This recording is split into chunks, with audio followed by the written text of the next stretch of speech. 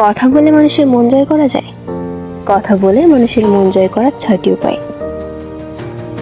Number 1, আপনার সঙ্গে যখন কেউ কথা বলছে তার কথা মন দিয়ে শুনুন। কারো মনে জায়গা পাওয়ার সেরা উপায় হচ্ছে ভালো শ্রোতা হওয়া।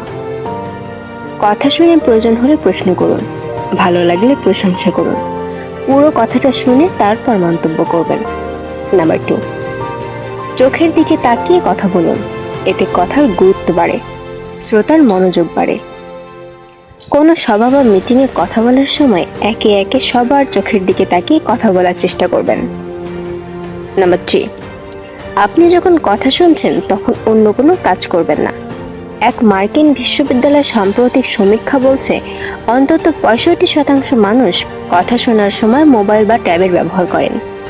কথা শোনার সময় অন্য কোনো কাজ করলে সামনের মানুষটির অবচেতন মনে আপনার সম্পর্কে খারাপ ধারণা তৈরি হতে পারে। নাম্বার 4, কথায় ছোটখাটো পরিবর্তন বদল আনতে পারে। ধরুন সামনের মানুষটা আপনাকে যে কথাটি বলল সেই কথাটি আপনার আগে থেকে জানা। হয়তো তিনি কথাটি বললেই আপনি বলবেন আমি জানি, কিন্তু আপনি যদি সত্যি তার মনে জায়গা করতে চান তাহলে ওই কথাটি শোনার পর আপনি বলবেন যে হ্যাঁ আপনি একদম ঠিক বলেছেন।